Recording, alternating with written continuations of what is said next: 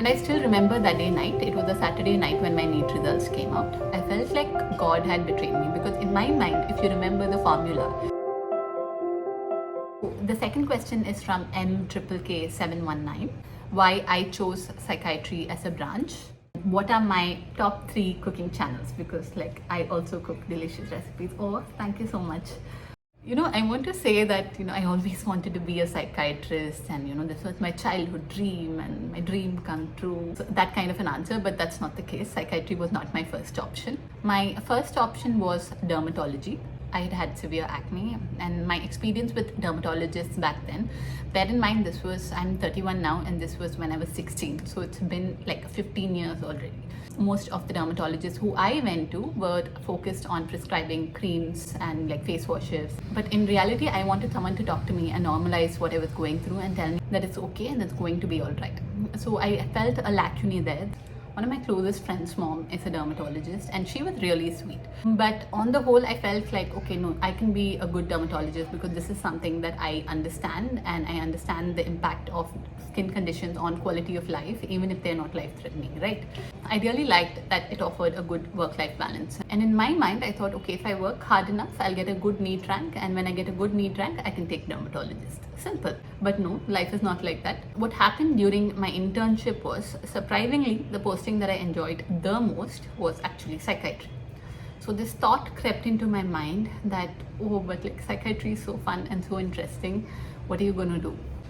I pushed it to the side and I was like, no, first let it be dermatology. But if I don't get dermatology, let me think about psychiatry. Internship got over, I prepared for my entrance and I worked so hard. I worked so hard that I got burnt out and I was like, I'm not going to try this again. Whatever NEET rank comes, whatever ranks come in my Central Institute exams, that's it. So first my JIPMA results came and my rank in JIPMA was around 110. Again, this was 7 years ago, so I don't remember exactly. For my rank, I was not able to get dermatology, I was not able to get radiology, medicine, pretty much other branches I was getting. So I thought, okay, let me try taking psychiatry and maybe in future rounds, if something opens up, I might be lucky. But we'll take psychiatry and see how things go. So I joined, I started working. About 2 weeks into working in psychiatry in JIPMA, that's when my NEET results came out. And I still remember that day night, it was a Saturday night when my NEET results came out. When I saw my rank, I was heartbroken. I feel really sad that I had to be heartbroken for that rank because it was actually a good rank. It was not a very bad rank at all. So my rank was around 1,000. It was, I think, 1,021 if I am not wrong. And my effective rank, so when a lot of people join other institutes and so your rank kind of reduces, and my effective rank was in the 900s. But what that meant was that I cannot get a government college dermatology seat, at least back then, because we didn't have as many seats at that time. And I could have got a diploma or I could have got in private college. Diploma, I for some reason had not researched well into, and in my mind I had a block towards taking diploma in dermatology. And with respect to taking dermatology in a private institute, our family didn't have the financial resources to do that and I was not prepared to take such a huge loan. So which meant basically that either I have to stay back a year and try again for dermatology, or I need to continue with psychiatry. What I thought was, so JIPMA back then had an opportunity where you can kind of stay back for a while and continue to work, and in case you wanted to quit, you just had to pay 1 month salary and then you can quit. So I decided that anyway, the first 2 weeks has been great and it seems like I'm enjoying this and this is the branch that I enjoy the process of. Granted that it's a more stigmatizing option, granted that your family or your friends are not going to encourage you to take this particular option, but this is something that I'm enjoying doing and I love listening to people. It felt like it was something that was worth giving a try. The rest is history. So I stayed back and I really loved it. I also think it was a little childlike of me to think that just because I had acne, I need to be a dermatologist. So the reasons why I mainly took psychiatry, to summarize, is that I really liked the process. I loved psychiatry and I loved studying psychiatry. And second was that it offered a good work-life balance, although not during my residency, but subsequently it offered a good work-life balance.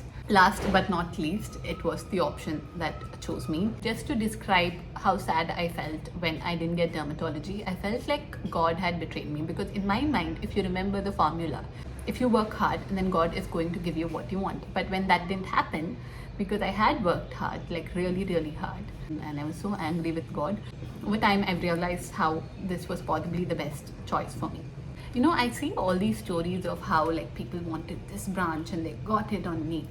How they just worked hard, and you know, like this like background motivational music playing, and they got the best rank, and today they're doing their favorite residency. I wonder, there has to be people who have made compromises, and there has to be people who didn't get that first choice and possibly took the second choice and made their peace with it. I belong to the latter category, and it's important to say that, you know, there are limited seats and not everybody is going to get top demand subjects. So yeah, that was my story of psychiatry. Now, what are my 3 favorite cooking channels? My 3 favorite cooking channels are, who do I like? I love Tina. Tina's is, I think, Doobie Doo Bop. I think she makes really relatable and fun videos. And I like Anjali from Be Extravagant. Again, super fun videos. And the third one is, there's a dietitian who puts like really useful tips. I think her name, I think it's a Diet by Kylie, but I'll link all 3 below. But here's the thing. So I don't like cooking channels where they're telling step-by-step instructions and they're like expert professional cooks. Those are not the channels that I like to follow. I mean, there's nothing wrong with their channels. I like the ones which are associated with stories.